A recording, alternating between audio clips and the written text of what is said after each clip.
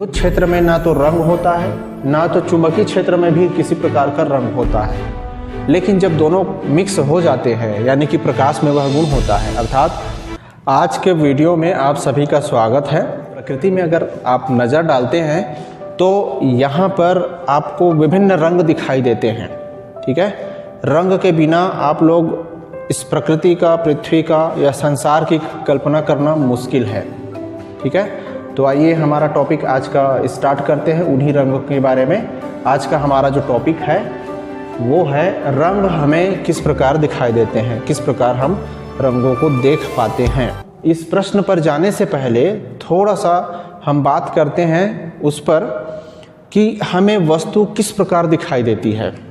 तो मैं इसका आंसर बताना चाहूँगा कि वस्तु हमें कब दिखाई देती है, जब उस पर सूर्य का प्रकाश या कोई भी प्रकाश पड़ती है तब वह वस्तु हमें दिखाई देती है। जैसा कि आप लोग चित्र में देख सकते हैं कि वस्तु के दिखने का कारण क्या है। सूर्य का प्रकाश जब हमारी आंखों तक पड़ता है तब वो दिखता है। चलिए, प्रकाश में थोड़ा सा मैं आप लोग को बताना चाहूँगा कि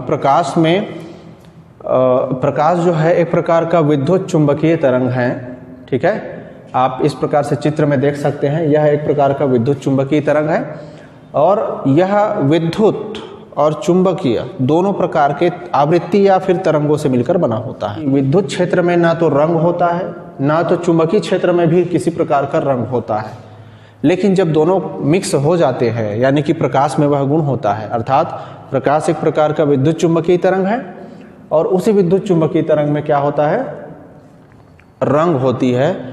अब उन प्रकाश में सूर्य के जो प्रकाश श्वेत प्रकाश है उसमें 7 प्रकार के रंग होते हैं।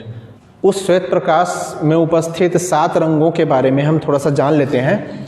उस सूर्य का जो श्वेत प्रकाश है उसमें ये 7 रंग होते हैं, जिनको हिंदी में बिल्कुल शॉर्ट तरीके से इस तरह से याद किया जा सकता है, बैजानी हपी नाला। ठीक है, इस फार्मूले को याद रखेंगे, ये 7 रंग याद हो जाएगा। उसी तरह से अगर आप इंग्लिश में अगर कहें तो विब ग्योर ना, VIB विब हो गया और GYO ग्योर, विब ग्योर अगर आप इसमें इंग्लिश में नाम याद रखना चाहते हैं तो ये होगा।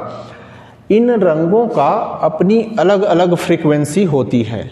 ठीक है, जैसे आप इस नंबर के हिसाब से आप देख रहे हैं, बैगनी कलर का जो फ्रीक्वेंसी है वो बहुत कम होती है, बहुत ही लो होती है, आवृत्ति बहुत कम होती है। लाल रंग की जो आवृत्ति है वो अधिक होती है, सर्वाधिक होती है। ठीक है, उसी तरह से इन रंगों का अलग अलग क्या होता है, आवृत्ति होता है। ठीक है, तो ये आशा करता हूँ कि ये समझ में आया होगा कि अलग अलग रंगों का आवृत्ति जो है अलग अलग होता है। ठीक है, अब हम बात करते हैं उस टॉपिक पर कि हमें कोई भी वस्तु उसी कलर का ही क्यों दिखाई देता है। ठीक है, तो इसका उत्तर ये है कि जब कोई भी वस्तु पर, ठीक है, कोई भी वस्तु पर जब सूर्य का श्वेत प्रकाश टकराता है तो क्या होता है, श्वेत प्रकाश जैसे ही उस वस्तु पर टकराता है तो वह वस्तु उनके विभिन्न आवृत्तियों को सोख लेता है। ठीक है, केवल एक आवृत्ति ऐसा रहता है जिसको वो क्या करता है, परावर्तित करता है। ठीक है, जैसा कि आप लोग चित्र के माध्यम से देख सकते हैं कि जैसे ही सूर्य का प्रकाश किसी वस्तु पर पड़ता है तो वह वस्तु विभिन्न आवृत्तियों को, फ्रीक्वेंसी को सोख लेता है और बाकी को क्या कर देता है, रिफ्लेक्ट कर देता है।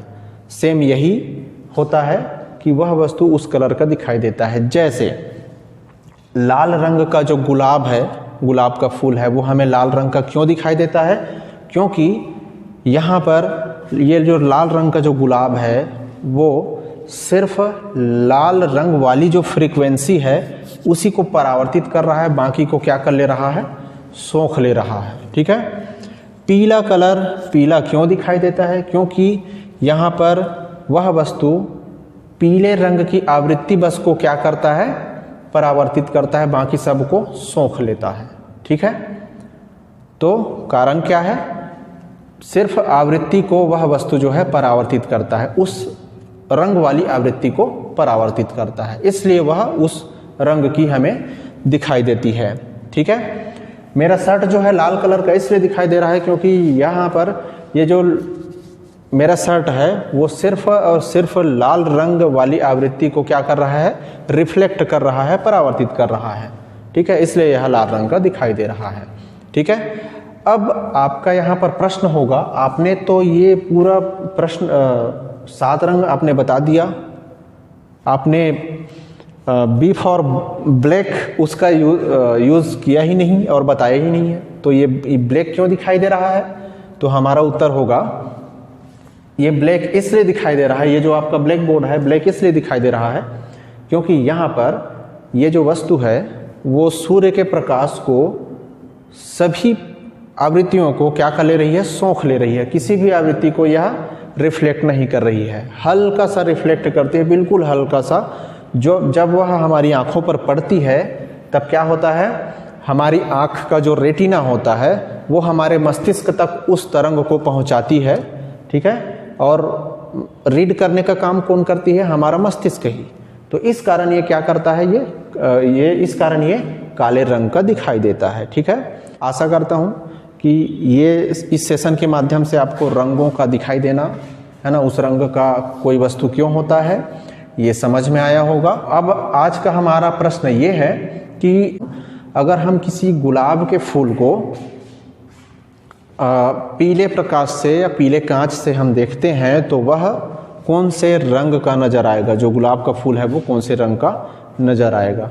इस वीडियो को देखने के लिए बहुत बहुत धन्यवाद दोस्तों, और वीडियो को अधिक से अधिक शेयर करिएगा। जानकारी अच्छा लगा हो तो कमेंट करके हमको ज़रूर बताइएगा।